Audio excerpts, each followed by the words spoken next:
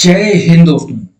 OROP पर आज आंधी आ चुकी है। बता दें, जंतर मंतर पर आर पार के मूड में है पूर्व सैनिक, जेसीओ और ओआर।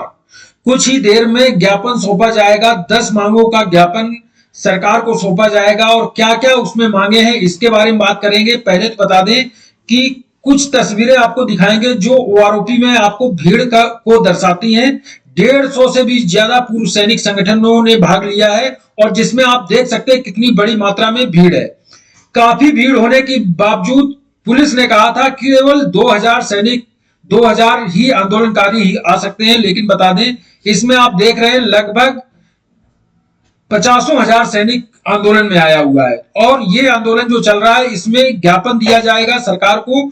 ज्ञापन क्या है, क्या मांगे हैं, पहले तो वो मैं मांगे बता देता हूं। ये ज्ञापन रक्षा मंत्री राजनाथ सिंह और प्रधानमंत्री को दिया जाएगा। ओआरओपी विसंगत के बारे में है और इस ज्ञापन के संबंध में कई मांगे हैं और कई मांगे हो सकती है छूट गई हो, तो आप कमेंट जरूर करें कि कौन सी मांगे छूट गई हैं। तो इस ज्ञापन के माध्यम से जानेंगे कौन कौन सी मांगे हैं। इसमें कहा गया है, महोदय विदित हो कि सिपाही से लेकर ऑनरी कमीशन ऑफिसर तक सैनिक के बारे में पिछले 10 साल से की जा रही न्याय संगत मांगों को सरकार द्वारा निरंतर उपेक्षा की गई है। हाल ही में ओआरओपी 2 के लिए घोषित राशि का बहुत भारी हिस्सा 3% कमीशन अफसर प्राप्त अधिकारियों के लिए, यानी कि जो केवल 3% हैं उनको ही बहुत भारी हिस्सा दे दिया गया है ओआरओपी 2 का। और 97% जो सैनिक हैं, सिपाही से लेकर हवलदार, थोड़ी राशि दी गई है जो कि एक दुर्भाग्यपूर्ण और दुखद है। जेसीओ एचसीओ के हिस्से में कुछ नहीं आया। बिल्कुल सही बात है, जेसीओ की तो पेंशन कम हो गई है ओआरओपी में। इसके बाद बेसिक पेंशन में बढ़ोतरी की बजाय घटाई गई है, जो कि स्वतंत्र भारत के इतिहास में ऐसा अन्याय कभी नहीं हुआ है। यानी कि पेंशन और पेमेंट जो आपको मिल रही हो, कभी पेंशन और पेमेंट कम कर दी गई हो, ऐसा स्वतंत्र भारत में कभी नहीं हुआ है। उपरोक्त कारण से देश के तीनों सेनाओं के सैनिक, सिपाही, एनसीओ, जेसीओ, एचसीओ में भारी असंतोष एवं आक्रोश व्याप्त है। बहुत ही ज्यादा नाराज हैं और उनका कहना है कि भारत सरकार में निम्नलिखित कारणों को गंभीरता से अध्ययन कर विचार विमर्श के बिना त्रुटिपूर्ण यानी कि विसंगत पूर्ण ओआरओपी की घोषणा जल्दबाजी में की गई है। सैनिकों अधिकारियों के लिए ओआरओपी 2 का निर्धारण आधार वर्ष के अधिकतम एवं न्यूनतम औसत से किया गया है, जबकि न्यूनतम निर्णय गलत है। न्यूनतम नहीं होना चाहिए। तीनों सेनाओं के लिए जो हकीकत है, न्यूनतम वेतन उपभोक्ता है, ओआरओपी 2 का निर्धारण औसत की जगह अधिकतम होना चाहिए। यानी कि जो मिनिमम और मैक्सिमम वाला है उसको अधिकतम मैक्सिमम में ही होना चाहिए। तृतीय वेतन आयोग, तीसरे वेतन आयोग में देश की नाजुक स्थिति का कारण नाजुक स्थिति बताकर सैनिकों की पेंशन 75% थी, जो कि उसको घटाकर 50% कर दी गई थी। उस समय देश की स्थिति नाजुक स्थिति बता के ऐसा किया गया था। लेकिन देश की आर्थिक स्थिति मजबूत होने पर पेंशन पुनः 75% कर दी जाएगी, ऐसा कहा गया था। लेकिन देश के सैनिकों ने देश के लिए संघर्ष स्वीकार किया, लेकिन उनकी भरपाई आज तक लंबित है, आज तक नहीं हो पाई है। यानी कि 75% जो हमारी पेमेंट मिलती है उसका 75% पेंशन होना चाहिए। भिन्न भिन्न सेवा शर्तों के कारण कमीशन प्राप्त अधिकारियों को 57 से 62 साल तक की उम्र में सर्विस करते हैं, नौकरी करते हैं, इसके अतिरिक्त उन्हें 4 साल तक रीएम्प्लॉयमेंट का भी मौका मिलता है, विकल्प चुनने का मौका मिलता है। जबकि जवान एनसीओ 35 से 40 साल की उम्र में तथा जेसीओ एचसीओ 45 से 54 साल की उम्र में अनिवार्य रूप से रिटायर कर दिए जाते हैं, जबरदस्ती सेवानिवृत्त कर दिए जाते हैं अगर उनको प्रमोट नहीं किया गया, प्रमोशन नहीं हुआ। कई कोरे और ऐसी है जिसमें कि प्रमोशन नहीं होता है, उसकी वजह से उनको रिटायर कर दिया जाता है। और भी कई मांगे हैं। कमीशन प्राप्त अधिकारी टाइम स्केल प्रमोशन पॉलिसी के तहत 13 वर्ष में लेफ्टिनेंट कर्नल या इसके समकक्ष कर्नल बन जाते हैं। आप समझ सकते हैं कर्नल बनने में 13 वर्ष का ही टाइम लगता है। जबकि इसके अलावा सिलेक्शन ग्रेड के अनुसार पदोन्नति मिलती है। इनको पदोन्नति भी एक सिलेक्शन ग्रेड के अनुसार मिलती है। जबकि कम वेतन पाने वाले सैनिक, सिपाही, एनसीओ, जवान, जेसीओ, एचसीओ की पदोन्नति रिक्त स्थान, यानी कि अगर वैकेंसी है तभी आपकी पदोन्नति होगी और नहीं तो पदोन्नति नहीं होगी, यानी कि वैकेंसी के आधार पर हमारी पदोन्नति, प्रमोशन डिपेंड है।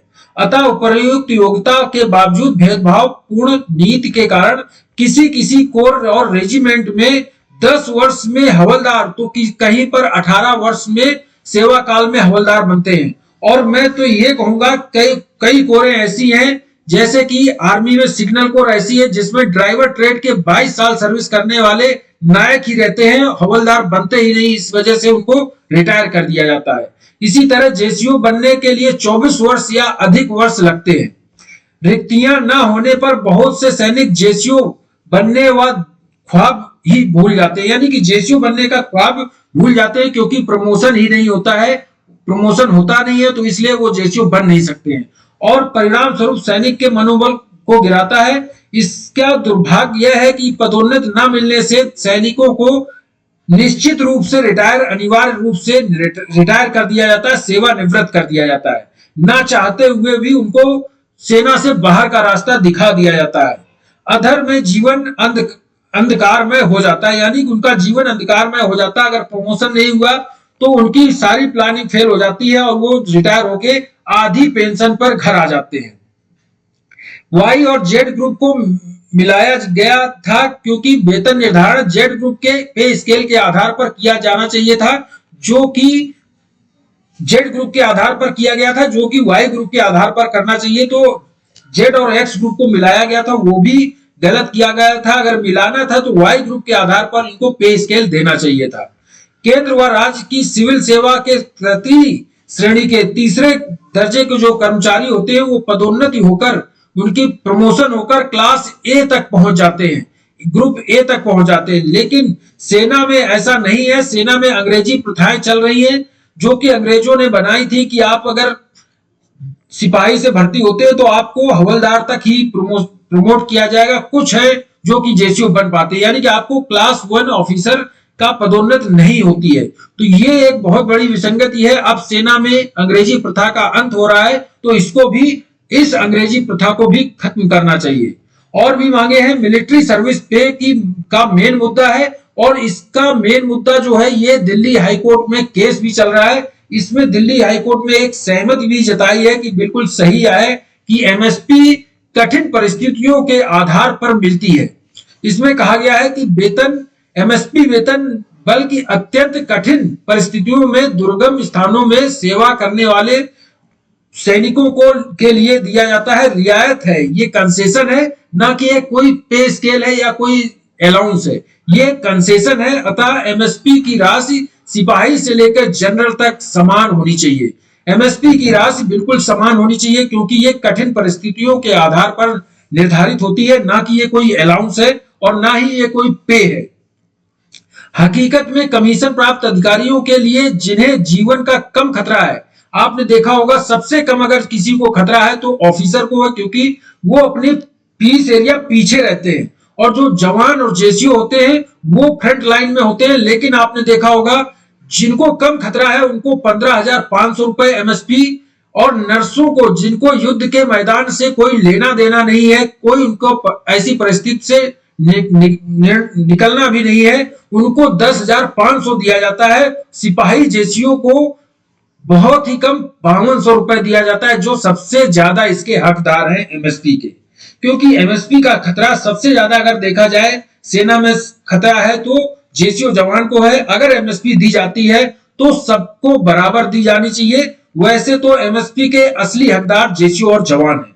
इसके बाद और मांग है, सेनाओं में कमीशन अधिकारी अपना आर्थिक एवं सामाजिक स्तर सुधारने के लिए रैंक खत्म कर दी गई है, लेकिन ऑनरी रैंक जो दी जाती है सेना में जेसीओ को, उसमें भेदभाव किया जाता है। अगर ऑनरी रैंक एक सम्मान के लिए दिया जाता है तो उनके सम्मान के साथ खिलवाड़ नहीं किया जाना चाहिए। उनको जो ऑनरी रैंक दी जाती है उसके बराबर पेमेंट देना चाहिए। अगर उनको ऑनरी कैप्टन के बराबर कैप्टन की पेमेंट नहीं दे पाते तो किस लिए ऑनरी रैंक दी जाती है?